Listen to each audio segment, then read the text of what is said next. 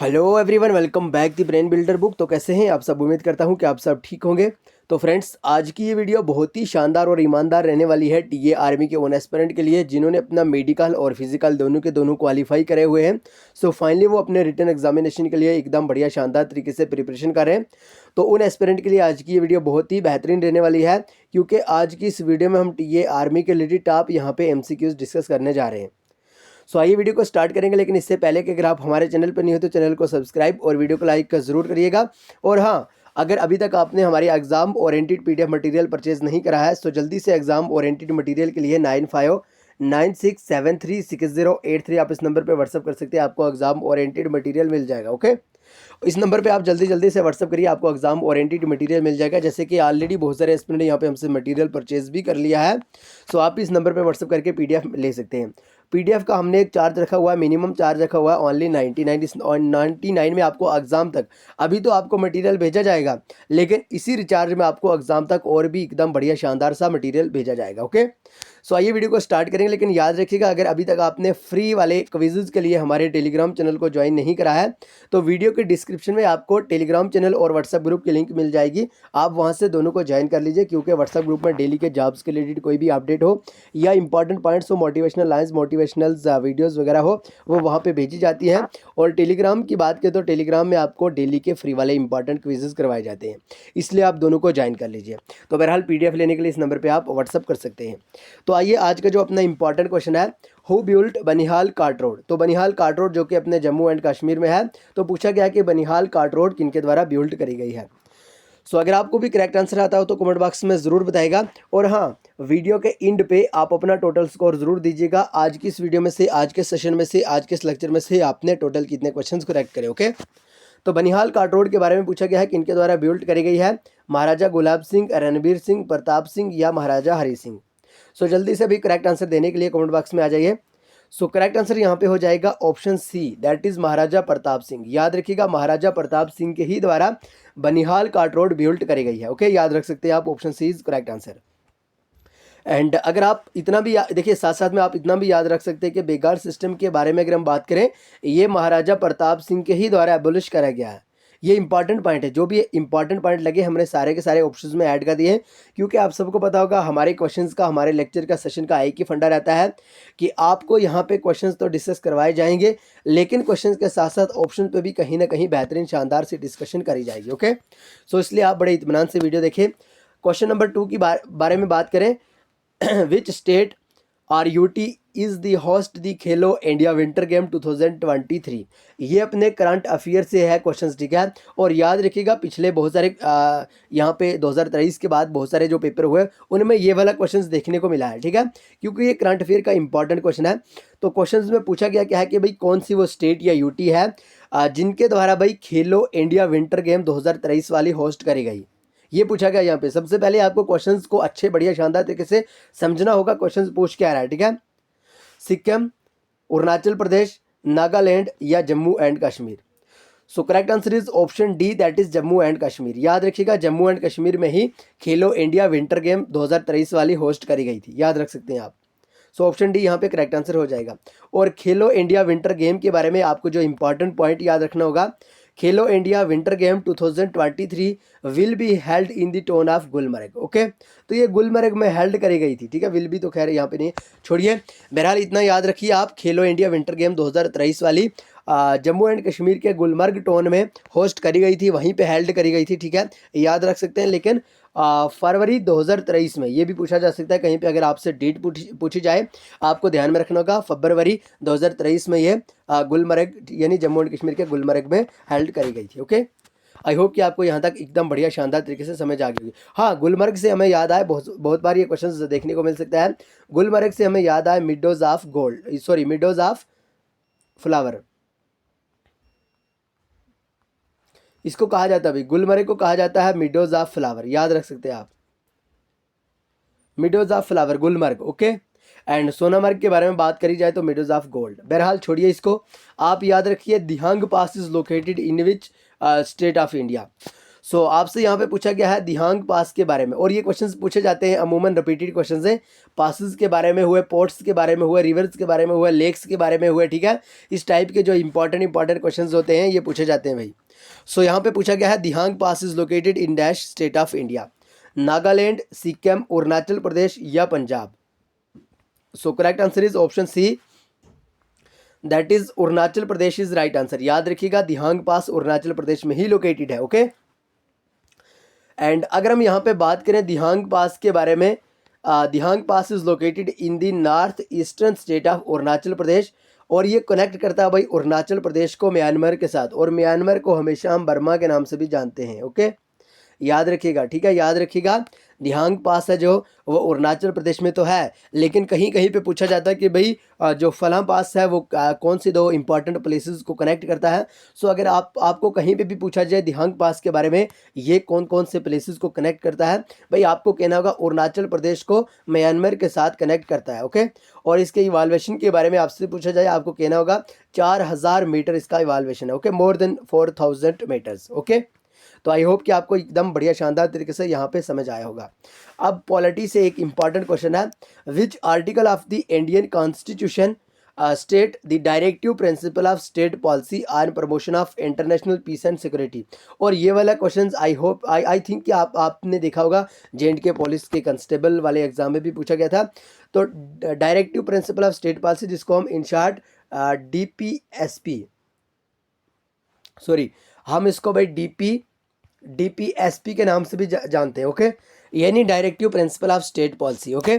सो जल्दी से बताइएगा कौन सा वो आर्टिकल है जो डील करता है इंडियन कॉन्स्टिट्यूशन में DPSP के साथ, लेकिन promotion of international peace and security के रिलेटेड। क्या वो आर्टिकल 18 है, क्या वो आर्टिकल 51 है, क्या वो आर्टिकल 32 है, या none of these. So correct answer is article 51, यानी ऑप्शन बी यहाँ पे करेक्ट आंसर हो जाएगा, ओके। एंड अगर आपको आर्टिकल 18 के बारे में कहीं पे भी पूछा जाए, भाई आपको कहना होगा abolition of titles, okay. Abolition of titles के बारे में आर्टिकल 18 में बात करी गई है। आर्टिकल 32 ऑलरेडी हमने कहीं बार रिपीट भी करा है। आर्टिकल 32 के बारे में अगर हम बात करें तो भाई यहाँ पे कॉन्स्टिट्यूशनल रेमेडीज़ के बारे में बात करी गई है, ओके। कॉन्स्टिट्यूशनल रेमेडीज़ के बारे में बात करी गई है। और याद रख सकते हैं डॉक्टर BR अम्बेडकर के द्वारा आर्टिकल 32 को कहा गया कि ये heart and soul of Indian constitution है, ओके, याद रख सकते हैं। और आर्टिकल 32 के ही बारे में याद रखिएगा, यहाँ पे 5 रिट्स के बारे में बात करी गई है, ओके। और अगर हो सका तो आप उन 5 रिट्स को भी ज़रूर याद रखिएगा और कमेंट बॉक्स में ज़रूर लिखिएगा, ओके। आज आपके लिए पहला होमवर्क यही है, उन 5 रिट्स का नाम आप कमेंट बॉक्स में ज़रूर लिखिएगा। बहरहाल question number 5, the Gandhi Irwin pact was associated to which of the following movement of India. तो यहाँ पे गांधी अर्बन पैक्ट के बारे में बात करी गई है, यानी कौन से मूवमेंट के रिलेटेड है। Rowlatt Act, civil disobedience, non cooperation, या नन ऑफ दिस। ये हिस्ट्री से क्वेश्चंस है, ठीक है। जल्दी से बताइएगा गांधी अर्बन पैक्ट के बारे में, यानी कौन सी मूवमेंट से रिलेटेड है। So correct answer is option B, that is civil disobedience movement. याद रखिएगा सिविल डिसोबीडेंस मूवमेंट से ही रिलेटेड है, ओके।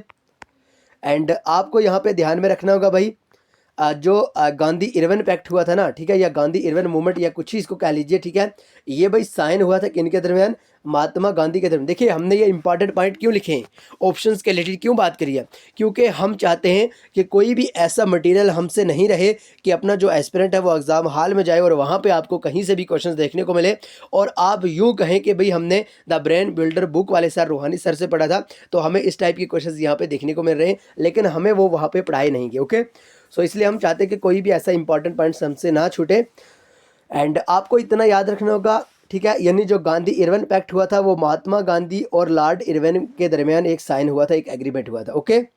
एंड इस पैक्ट के बारे में आपको इतना याद रखना होगा, ये 5 मार्च 1931 को हुआ था।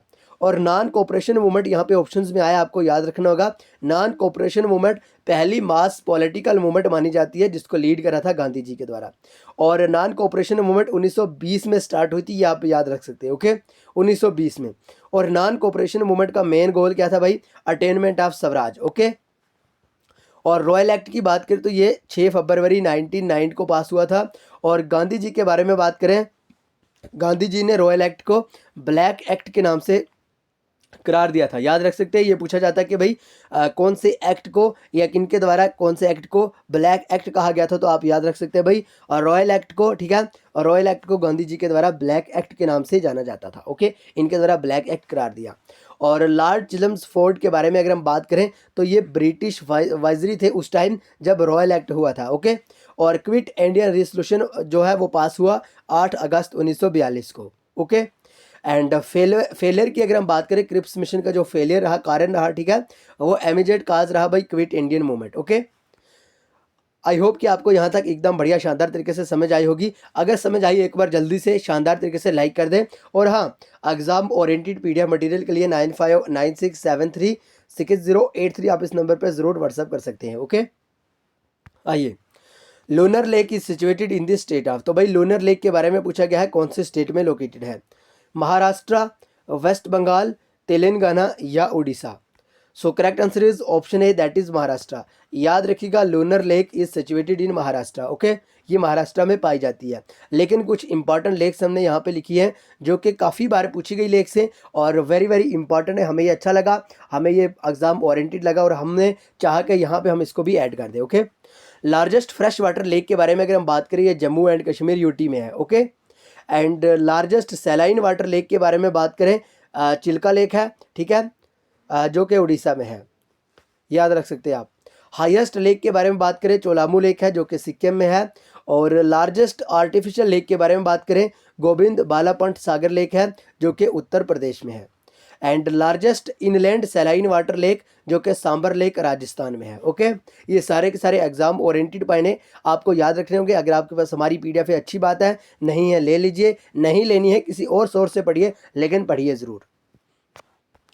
Next question, question number 7, which of the following dam is located इन कर्नाटका, तो भाई कौन सी इंपॉर्टेंट डैम है जो कर्नाटका स्टेट में लोकेटेड है, Tungabhadra dam, Gandhi Sagar dam, Srisailam dam या none of these. So correct answer is option A, that is Tungabhadra dam. याद रखिएगा तुंगभद्रा डैम एक इंपॉर्टेंट डैम है जो कि कर्नाटका स्टेट में बिल्ड करी गई है। और इंपॉर्टेंट याद रखिएगा, तुंगभद्रा डैम कंस्ट्रक्ट करी गई है तुंगभद्रा रिवर के ऊपर कर्नाटका में, ओके। ये पूछा जाता है कि भाई कौन सी डैम कौन से रिवर के ऊपर बिल्ड करी गई है, तो आप याद रखिएगा तुंगभद्रा डैम है जो वो कंस्ट्रक्ट करी गई है तुंगभद्रा रिवर के ऊपर। और आप याद रख सकते हैं कर्नाटका के बारे में कि कर्नाटका में 5 नेशनल पार्क्स हैं और 23 वाइल्ड लाइफ सेंचुरीज हैं, ओके। एंड कर्नाटका की कैपिटल बेंगलुरु में है। और कर्नाटका की जो ऑफिशियल लैंग्वेज है वो कनाडा है, कहीं पे कनाडा और कहीं पे कुछ और लिखा जाता है, वो आपके लिए होमवर्क है, आप कमेंट बॉक्स में जल्दी से बताएंगे। सैरी सैलियम डैम के बारे में हमने ऑप्शंस में पढ़ा, याद रखिएगा ये आंध्र प्रदेश में लोकेटेड है, okay. Srisailam dam is located in Andhra Pradesh. Next question, question number 8, in which state is Ranthambore national park located, तो भाई कौन सी स्टेट में रणथंबोर नेशनल पार्क लोकेटेड है, हिमाचल प्रदेश, राजस्थान, पंजाब या Orissa. So correct answer is option B, that is Rajasthan. याद रखिएगा राजस्थान में ही रणथंबोर नेशनल पार्क है जो कि काफ़ी बार पूछा जाता है important national park, okay. Ranthambore national park के बारे में अगर हम बात करें, ये एक लार्जेस्ट नेशनल पार्क भी मानी जाती है जो कि मोस्ट फेमस है भाई नॉर्थ इंडिया की, ओके। और अगर हम एरिया की बात करें तो 392 स्क्वायर किलोमीटर इसका जो एरिया है वो माना जाता है रणथंबोर नेशनल पार्क का, जो कि राजस्थान स्टेट में है। Question number 9, who is known as John Keats of Kashmir, तो कश्मीर में जॉन किड्स ऑफ कश्मीर किनको कहा गया है, रसूल मीर, हब्बा खातून, महमूद गामी या none of this. So correct answer is option A, that is Rasool Mir. याद रखिएगा रसूल मीर को ही जॉन किड्स ऑफ कश्मीर कहा जाता है। और कुछ इंपॉर्टेंट पर्सनस हैं जिनके बारे में आपको याद रखना होगा, इंपॉर्टेंट पर्सनैलिटीज़ हैं। लाल दीद के बारे में बात करें, लालेश्वरी कहा जाता है इनको। First Muslim saint to named as Rishi, यह है भाई शेख नूरुद्दीन वली। और नाइटिंगेल ऑफ कश्मीर हब्बा खातून को कहा जाता है सॉरी। रसूल मीर के बारे में बात करें, फादर ऑफ कश्मीरी गज़ल। जिंदा कोल के बारे में बात करें, फर्स्ट विनर साहित्य अकेडमी ये अवार्ड इन्होंने लिया लैंग्वेज में, ओके, कश्मीरी लैंग्वेज में। और रहमान राही के बारे में बात करें, ज्ञानपीठ अवार्ड इनको मिला गया, पहले ज्ञानपीठ अवार्ड लेने वाले हैं ये, okay. Question number 10, who wrote the book name as Takhte Hasan, ये पूछे जाते हैं क्वेश्चंस क्योंकि ये बुक्स एंड ऑथर से है और बुक्स एंड ऑथर से अमूमन एक नए क्वेश्चंस पूछा जा सकता है। तो याद रखिएगा तख्ते हसन किनके द्वारा लिखी गई बुक है? पीर हसन शाह, मलिक हैदर, कल्हना या ननावदीज। So correct answer is option A, that is अगर हम बात करें तख्ते हसन के बारे में तो पीर हसन शाह के द्वारा लिखी गई बुक है। और कलहन के द्वारा भाई राज तरंगनी लिखी गई है, जो कि पूछा जाता है चाहे वो स्टेट का एग्ज़ाम हो चाहे वो सेंटर का एग्ज़ाम हो, लेकिन ये क्वेश्चन पूछा जाता है यानी राज तरंगनी किनके द्वारा लिखी गई बुक है।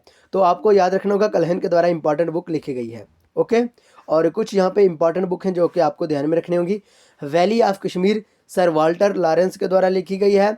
और लैंड ऑफ लामेस अलेक्जेंडर क्यूनिगम के द्वारा लिखी गई है। राज तरंगनी हमने बात करी कलहन के द्वारा। वक्त कश्मीर ख्वाजा महमूद के द्वारा लिखी गई इंपॉर्टेंट बुक है, जो कि आपको ध्यान में रखना होगा। तो भाई आज की इस वीडियो में हमने 10 क्वेश्चन तो डिस्कस करे, लेकिन मेरे ख्याल से यहाँ पे 30+ क्वेश्चंस बने, क्योंकि ऑप्शंस का रिलेटेड हमने बहुत ही शानदार सी बात करी। सो इसलिए आप सारे के सारे एकदम बढ़िया शानदार तरीके से याद रखिएगा जितने भी हमने यहाँ पे पढ़ा। बाकी प्लेलिस्ट में हमारी बाकी की वीडियो भी मौजूद है, आप वहाँ से भी देख सकते हैं। और हाँ, एग्ज़ाम ओरिएंटेड मटीरियल के लिए 9596736083 आप इस नंबर पे व्हाट्सअप करिए, आपको एग्जाम ओरिएंटेड PDF मटीरियल मिल जाएगा। ओके, सो आइए आज की वीडियो को यहीं पे खत्म करेंगे, मिलेंगे नेक्स्ट वीडियो में, तब तक के लिए bye bye, take care, love you all. लेकिन चैनल को सब्सक्राइब और वीडियो को लाइक जरूर करिएगा।